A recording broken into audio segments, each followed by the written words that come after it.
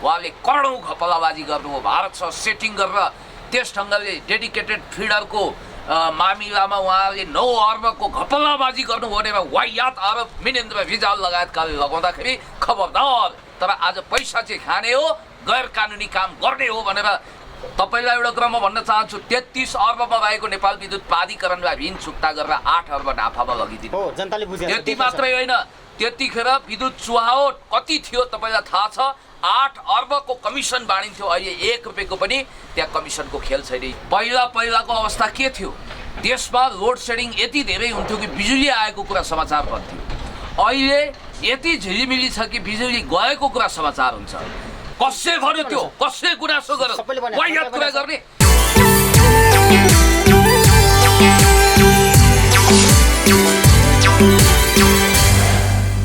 दर्शकवृन्द, अहिले हामी यतिखेरको समय सामूहिक विषयमा चर्चा गर्न गइरहेका छौँ। पछिल्लो समय एक राजनीतिक विशेषज्ञ र नेकपाका नेता समेत भनेर चिनिएका समाज अभियन्ता एक प्रखर विश्लेषक व्यक्तित्व हुनुहुन्छ, जो आज यतिखेर हामीमा बहस गर्नका लागि यतिखेर आउनुभएको छ। यतिखेर पुण्य गौतम र पछिल्लो समय कुलमान घिसिङको विषयमा एकदमै चर्चा परिचर्चा छाएको छ। आम जनमानसमा यतिखेर सामाजिक सञ्जालभरि भाइरल भएको छ। कुनै दिन यतिखेर चाहिँ उहाँको कार्यकाल 4 वर्ष पुरा गरेर उहाँ विदाय हुन लागेको छ। यो अवसरमा जनताले उहाँले फेरि दोहोऱ्याउनु पर्छ भन्ने पक्षमा छन्, तर सरकार यसबिच चुकेको छ। सरकारले आनाकानी गरिरहेको छ। किन सरकार चुकेछ? अब कुलमान घिसिङ चाहिँ फेरि नियुक्ति हुन्छ कि हुँदैन, यस विषयमा आज हामी समाज अभियन्ता सामाजिक राजनीतिक विश्लेषज्ञ पुण्य गौतमसँग बहस गर्छौँ। अहिले हामी स्वागत गर्छौँ। पुण्य गौतमजी, यहाँलाई स्वागत छ। धेरै धेरै धन्यवाद। मेरो तर्फबाट पनि स्वागतम सुस्वागतम। पत्रकार साथीहरू, भाइ बहिनीहरू, दाजुभाइहरू सबैलाई मेरो नमन। पछिल्लो समय हामी सिधै अहिले आफ्नो विषयतर्फ लागौँ। तपाईँसँग विषय धेरै छ, तर धेरै विषयमा नजाऊँ। अहिले हामी अहिलेको चलेको सन्दर्भमा जाऊँ। अहिले कुलमान घिसिङको विषयमालाई जोडौँ। कुलमान घिसिङको विषयमा अहिले सामाजिक सञ्जालमा अनवरत रूपमा भाइरल भएको छ, चर्चा परिचर्चा आएको छ नि। अब उहाँ जुन समाजको अभियन्ता पनि छ, राजनीतिज्ञ मात्र नभएर विभिन्न सेलिब्रेटी सबैले उहाँको पक्ष गरिरहेको छ, तपाईँ के भन्नुहुन्छ? होइन, अब म त सुरुदेखि नै फ्रम द भेरी बिगिनिङ म उहाँको कार्यकाल लम्बिनुपर्छ, पदावधि थपिनुपर्छ भनेर एकदम बुलन्द आवाज गर्ने मान्छे हो। आजभन्दा 1 वर्ष अगाडि फर्किनुहोस्, तपाईँ पछाडि फर्किएर हेर्नुहोस्। 1 वर्ष अगाडि जतिखेर कुलमान घिसिङज्यूलाई ठुलो अभियोग लगाएर संसदीय समितिमा मिनेन्द्र रिजाल लगायतका मान्छेहरूले उहाँले करोडौँ घपलाबाजी गर्नुभयो। भारतसँग सेटिङ गरेर त्यस ढङ्गले डेडिकेटेड फिडरको मामिलामा उहाँले 9 अर्बको घपलाबाजी गर्नुभयो भनेर वाहियात आरोप मिनेन्द्र रिजाल लगायतकाले लगाउँदाखेरि खबरदार, नेपाली काङ्ग्रेसका सांसदहरू, तपाईँहरूले यसरी पेलपाल जेलजाल ठेलठाल नगर्नुहोस्। तपाईँहरूले वाहियात कुरा गरिरहनु भएको छ, स्याल भुइँया मचाइरहनु भएको छ। उज्यालो नेपालका प्रवर्तक देशभक्त समाजवादी यो सरकारको म्यान्डेट अनुसार सम्माननीय प्रधानमन्त्रीज्यू, ऊर्जा मन्त्रीज्यूको हौसलाले गर्दाखेरि नेपाललाई लोड सेडिङ मुक्त बनाउने एक दुर्लभ प्रशासक, अत्यन्तै दह्रो खरो राम्रो उत्साहित र स्वस्थ छविको प्रशासक कुलमान घिसिङको जुन कामलाई जनताले बुझेका छन्, जनताले महसुस गरेका छन्, तर प्रधानमन्त्री र यतिखेरको ऊर्जा मन्त्री वर्षमान पुन समेत यसको विरुद्धमा लागेका छन्। उसको कामको मूल्याङ्कन भएको छैन नि, खास किन उहाँ आनाकानी गरेका छन्? हुन खबरीलालले त्यस्तो कुरा तपाईँलाई सुनायो, टपरटुरियाले त्यस्तो कुरा सुनायो, मलाई थाहा छैन। त्यस्ता झुटा नारद मुनिको पछाडि नदौडिनुहोस्। म तपाईँलाई एउटा कुरा भन्न चाहन्छु, कुलमान घिसिङको नेतृत्व क्षमतालाई परख गरेर अग्नि परीक्षामा ल्याएर जसरी उहाँले चिलिमे प्रोजेक्ट सफल बनाउनु भयो, तपाईँलाई एउटा कुरा स्मरण गराउँ, चिनारी हाम्रो धेरै पुरानो रहे झैँ लाग्दछ भन्ने गीत सम्झिनुहोस्। कुलमानजी र मेरो सम्बन्धको विषयमा उहिलेदेखि हो। उहाँ जतिखेर तेस्रो दर्जाको हाकिम हुनुहुन्थ्यो नेपाल विद्युत प्राधिकरणमा, हो त्यही बेलामा उहाँ सम्भावित नेपाल विद्युत प्राधिकरणको कार्यकारी निर्देशक हुन लागेको हो भनेर तात्कालीन ऊर्जा मन्त्रीज्यूलाई भन्ने मान्छे मध्ये पुण्य गौतम पनि एउटा हो भन्ने कुरा नबोल्नुहोस्। पोहोर साल पनि अहिले धेरै दुलाबाट बाहिर निस्केर हाहाकार गरिरहेका अभियन्ता बनाउँदाहरू जसरी बुलन्द आवाज गरिरहेका छन्, त्योभन्दा 1 वर्ष अगाडि खबरदार कुलमान घिसिङ धर्म सुन्तलीको उछितो काट्ने, छाला काट्ने, बालको खाल उतार्ने काम कसैले पनि नगरौँ भनेर मैले त्यतिखेर भनेको। अहिले टाट पल्टिएको साउजी जस्तो भएको एउटा कर्पोरेट घरानाले त्यतिखेर कुलमानजीले बल्ब खरिद गर्दाखेरि करोडौँ रुपियाँको घपलाबाजी गर्न खोजेको भन्दा खबरदार यस्तो खालको स्वर कसैले नउराल्नु, यो झुटो कुरा हो, स्याल हुइया हो, वाहियात कुरा हो भनेर मैले भने। कुलमानजीले पनि त्यतिखेर म निर्दोष छु, यदि दोषी हो भने खुल्ला मञ्चमा जनताको अगाडि झुन्डिन तयार छु भनेर भन्नुभएको थियो। त्यस कारणले गर्दाखेरि म फेरि पनि भन्न चाहन्छु, नेपालको कर्मचारी तन्त्र भनेको भानुभक्तकालीन कविता घोके जस्तो भोलि भोलि भन्दा भन्दै महाराज बक्सियोस् मलाई झोली भन्ने टाइपको छ। ठुला बडाहरू, धन्दा सेठहरू, पैसावालहरू, गल्लावालहरू अनि त्यसपछि रुपियाँको उपियाँले रातभरि टोक्ने त्यस खालका धन कुबेरहरूले ठुला ठुला ओहदामा बस्नेहरूले एक कल गरे भने हजुर भुजा जिउनार भयो त यहाँ पाल्ने पाउ कष्ट गर्ने कोसिस नगरी बक्सियोस्। प्रभु म त तपाईँकै निवासमा आउनेवाला छु, भन्नुहोस् मैले के काम गर्नु पर्यो आदेश फरमाउनुहोस् भन्दै चाकडीको भाषा बोलेर, चाप्लुसीको भाषा बोलेर कानुनले नदिने काम पनि गर्ने मान्छे छन्। खन खन पैसा गऱ्यो भने भोलि बरु अख्तियारले कराबजाब बनाओस्, जेल जानु परोस्, तर आज पैसा चाहिँ खाने हो, गैर कानुनी काम गर्ने हो भनेर रातभरि नसुतेर काम गर्ने। अबको कार्यकारी त नेपाल विद्युत प्राधिकरणको अबको कार्यकारी त कुलमान नभएर अब चाहिँ पहिलाको मुकेश काप्ले हुन्छ भन्ने चर्चा छ नि। त्यस्तो खालको झुटो कुराको पछाडि तपाईँ नदौडिनुहोस्, म यो कुरा कम्प्लिट गर्ने मौका दिनुहोस्। त्यस्तो कर्मचारी तन्त्र जहाँ सर्वसाधारण गयो भने कानुनले मिल्ने काम पनि होइन, भोलि आउनुहोस् पर्सि आउनुहोस् भनेर झोलाएर बुढो बनाउने चलन छ, त्यस्तो ठाउँमा इमान्दार असल प्रशासकको रूपमा मरुभूमिमा बर्सात भने जस्तो लोसे अकर्मण्य कामचोर तदर्थवादी कर्मचारीको झुन्डमा कुलमानजी जस्ता एउटा दुर्लभ गुणकारी प्रशासक पनि जन्मिनुभयो। वाह क्या बात, स्याबास देशभक्त प्रशासक कुलमानजी, तपाईँलाई हामी धन्यवाद दिन चाहन्छौँ। त्यसो त अमेरिकी पूर्व विदेश मन्त्री हेनरी किसिन्जरलाई पनि मन्त्रमुग्ध बनाउने तत्कालीन प्रशासक राजदूत सरदार यदुनाथ खनाल, भारतीय प्रशासकहरू जोसँग आँखा जुदाउन सक्दैनथे ती प्रशासक सरदार भीमबहादुर पाण्डे जस्तो व्यक्तित्वहरू पनि नेपालमा थिए। श्रीकान्त रेग्मी जस्तो दिग्गज प्रशासक पनि भएको ठाउँमा आज कुलमानजी हुनुहुन्छ। उहाँले तपाईँलाई एउटा कुरा म भन्न चाहन्छु, 33 अर्बमा रहेको नेपाल विद्युत प्राधिकरणलाई ऋण चुक्ता गरेर 8 अर्ब नाफामा लगिदिनु। त्यति मात्रै होइन, त्यतिखेर विद्युत चुहावट कति थियो तपाईँलाई थाहा छ? 8 अर्बको कमिसन बाँडिन्थ्यो, अहिले 1 रुपियाँको पनि त्यहाँ कमिसनको खेल छैन, यो कुरा पनि तपाईँलाई थाहा छ। अर्को कुरा महसुस गरिरहेको छ, तर त्यो तपाईँको जुन यतिखेर नेकपाको सरकारले महसुस गरिरहेको छैन नि, कहाँ चुक्यो यतिखेर? नेकपामाथि मलाई थाहा छैन मित्र, म तपाईँलाई भन्न चाहन्छु यही देशभक्त समाजवादी नेपाल कम्युनिस्ट पार्टीको सरकार हो। तपाईँलाई थाहा छ नेपाली काङ्ग्रेसले गिद्ध दृष्टि लगाउँदा पनि नेपाल कम्युनिस्ट पार्टीले उहाँलाई काम गर्ने मौका दियो। काग कराउँदै गर्छ, पिटा सुक्दै गर्छ, हात्ती लम्किँदै गर्छ, कुकुर भुक्दै गर्छ, सहीमा कुत्ता भुक्ते 1000 हात्ती लम्के बजार सहीमा काम गर्नुहोस् कुलमानजी भनेर हौसला बुलन्द पनि यही देशभक्त समाजवादी सरकारले गरेको हो। र अर्को कुरा म तपाईँलाई भन्दै थिएँ, 8 अर्ब कमिसनको खेल हुने विद्युत प्राधिकरणमा अहिले कमिसनको खेल हुँदैन, चुहावट शून्य छ। कामचोर गजदम्म गरेर बस्ने घुम्ने मेचमाथिका अन्धो मान्छे जस्ता विद्युत माफियाहरूको कठालो करापझ्याप उहाँले बनाउनु भयो। अरबौँ कमिसनको खेलमा फस्नु भएन। पहिलाको अवस्था के थियो? देशमा लोड सेडिङ यति धेरै हुन्थ्यो कि बिजुली आएको कुरा समाचार बन्थ्यो। अहिले यति झिलिमिली छ कि बिजुली गएको कुरा समाचार हुन्छ। अनि औँसीको रातमा कुनै चोर, कालो चोर तपाईँको घरभित्र गएर लटीपटी पार्यो, हाँडाभाँडा लिएर हिँड्यो भने पनि 1 ट्रक पुलिसले घेरा हाल्दा पनि कालो चोर लोड सेडिङको कारण औँसीको अँध्यारोमा फुत्त कता निस्केर भाग्थ्यो, पुलिसलाई थाहा हुँदैन थियो, किनभने तेल घसेको कालो चोर बेपत्ता भइहाल्थ्यो। खिस्सा हाँस्यो भने चाहिँ दाँतको आधारमा सम्म पक्रिन सक्यो। त्यसकारण त्यस्तो विडम्बनाको अहिले अन्त्य भएको छ र देशभक्त समाजवादी नेपाल कम्युनिस्ट पार्टीले आशा भरोसा विश्वास गर्नुहोस्, यो पुण्य गौतमको दाबी हो।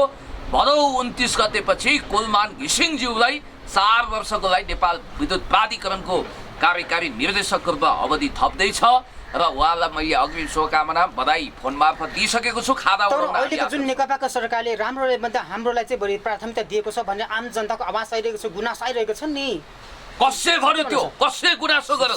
वाहियात कुरा गर्ने केही पूर्वाग्रहीहरूको कुरौटे नारदहरूको कुरो सुनेर एक डोको कुरो लिएर मसँग नआउनुहोस्। ईश्वर पौडेलले पनि आफ्नो जुन सम्झिलाई यहाँ तपाईँको बहाली गरेको छ नि, यो पनि चर्चा छ नि, त्यो राम्रोले भन्दा हाम्रोलाई होइन त?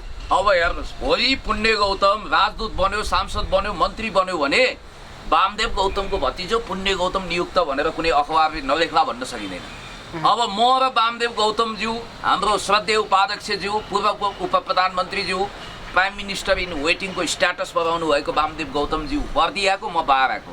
बर्दिया र बारा सुन्दा पनि उस्ता उस्तै छ, खम्बाली छौँ दुवै, आवाज पनि दुवैको बोल्ड छ। त्यसकारण हो भतिजै हो भनिदियो भने हो को तालमा कागले कान भयो भन्दैमा कागको पछाडि दौडिने मान्छेको कमी छैन। त्यस कारणले गर्दाखेरि नेपोटिजममा नेकपाले विश्वास गर्दैन। तपाईँ मलाई एउटा कुरा भन्नुहोस्, हिलरी क्लिन्टन अमेरिकी विदेश मन्त्री हुनुभयो, सफल हुनुभयो असफल हुनुभयो उहाँको कुरा हो। राष्ट्रपतिको रूपमा भले उहाँले जित्नु भएन, बिल क्लिन्टनको श्रीमती भएको कारण उहाँ विदेश मन्त्री सेनेटर भएको हो त होइन नि त। जोसेफ स्टार्डाको पत्नी फिलिपिन्समा राष्ट्रपति हुनुभयो। यहाँ सुजाता कोइराला गिरिजाबाबुको छोरी, अनि शशाङ्क कोइराला को बिपी बाबुको छोरो। त्यस कारणले गर्दाखेरि नातावाद कृपावाद फरियावाद आदि इत्यादि भनेर हामी हिँड्दैनौँ हो। डाक्टर उपेन्द्र कोइरालाको मैले धुपधुवार गर्न खोजेको होइन, चोख्याउन खोजेको होइन, सुनपानी छर्किन खोजेको होइन। उहाँ उहिलेको प्रोफेसर डाक्टर हो, 2-4वटा संस्थान खाइखेली गरिसकेको। यसको मतलब राम्रो काम पनि देखाउनु होला, के छ उहाँको ट्र्याक रेकर्ड एन्ड हिस्ट्री थाहा छ, प्रशासनमा दक्षता होला अथवा के होला, तर उहाँ आफ्नो दक्षता र प्रतिभाको आधारमा पनि अगाडि बढ्न सक्ने मान्छे हो। उहाँको योग्यता थिएन, क्षमता थिएन, प्रतिभा थिएन भने हात्तेरिका यो के हुन थाल्यो नातावाद कृपावाद फरियावाद भन्न सकिन्थ्यो। किनभने सुजाता कोइराला राजनीतिमा त्यति माथि पुग्न सक्ने मान्छे हो त। तर गिरिजाबाबुको छोरी भएको कारण असीम अनुकम्पाले, ब्लेसिङले, कृपालुजी महाराजहरूको तथास्तुले उहाँ त्यहाँ पुग्नुभयो भन्न सकिन्छ। त्यसै पुण्यजी भन्नुहोस् न, 7 पटक जुन अहिलेको रक्षा मन्त्री ईश्वर पौडेल सम्धि किन सरकारी पदमा बहाली भयो, यो प्रश्न यसको जवाब दिनु जनतालाई। तपाईँलाई एउटा कुरा भनिदिनु, तपाईँ पनि कसैको अहिले ज्वाइँ होला, भोलि ससुरा हुनु होला, कसैको पिताजी हुनु होला, कसैको तपाईँ पनि भान्जा हुनु होला, मामा हुनु होला। तर उ त राजनीति छवि के भन्छ, अनि तपाईँको आफन्त उच्च पदमा पुगे अथवा तपाईँ उच्च पदमा पुग्यो, आक्षेप आएको छ 7 पटक। यो त सिँगारी बाख्रो एकै हराउनु र जङ्गलमा चितुवा कराउनु एकैचोटिको संयोग जस्तो होला। र यति कुरा तिल्ला पहाड बन्नु पर्दैन, बवाल मचाउनु पर्दैन। सुनामी आएको छैन, तुफान आएको छैन, एउटा वाणिज्य ब्याङ्कको प्रमुख स्थानमा पुगेको हो, त्यसले कुनै तात्विक फरक पनि पार्दैन। र म भन्न चाहन्छु यो विषयलाई धेरै नउछालो, बरु कुरा गर्नुहोस्। रौतहटमा जुन विभत्स हत्याकाण्ड भएको छ यस विषयमा जानुहोस् तपाईँ। दलित भएको कारण मानिस ठुलो दिलले हुन्छ जातले हुन्छ। वेदमा यो प्रसङ्ग छ, जातीय छुवाछुत छ, यो वाहियात किसिमको जुन ढङ्गको पेलपाल झेलझेल ठेलठाल छ। अनि एउटै मान्छे काटे रगत आउँछ, निचोरे के आउँछ भने जस्तो मानिस जन्मले होइन कर्मले ठुलो हुन्छ। त्यसकारण मुलुकी ऐनले उच्छेद गरेको जातीय प्रथा, त्यो कुख्यात प्रथालाई हामी उन्मूलन गर्न चाहन्छौँ भनेर हामीले संसदमा घोषणा गरेका छौँ, संविधानमा लेखेका छौँ। संयुक्त राष्ट्रसङ्घले त्यसलाई वर्जित गरेको छ। अमेरिकामा पनि ब्ल्याक अनि व्हाइट भनेर कलर डिस्क्रिमिनेसन छ त्यति विकसित देशमा। हामी कहाँ जाति आदि इत्यादि भनेर भनिएको छ। 4 वर्ण 36 जात भनेको त जयश्री मल्लले यो वर्णाश्रम व्यवस्था लागू गरेको श्रम विभाजनको आधारमा हो। त्यसकारण 21औं शताब्दीमा आएर पनि हेर्नुहोस्, यहाँ 52का छोराहरू रक्सी पिएर दिउँसै बिहानदेखि पिएर डाउन भएका छन्। तर 4 वेद 18 पुराण खारेका मलाई वेदमा कहाँ जातीय प्रथा छ त्यो भन्नुहोस्। पुण्य गौतम जोसँग पनि शास्त्रास्त्र गर्न तयार छ। पण्डितजीहरू आउनुहोस्। काले राई उहाँले जसलाई पछि स्वामी प्रपन्नाचार्य भनियो, अनरबी पिएचडी दियो, हामी जस्तो युनिभर्सिटी गएर पिएचडी स्कलर भएको त होइन। तर उहाँ कुन 52 भन्दा कमी हुनुहुन्थ्यो।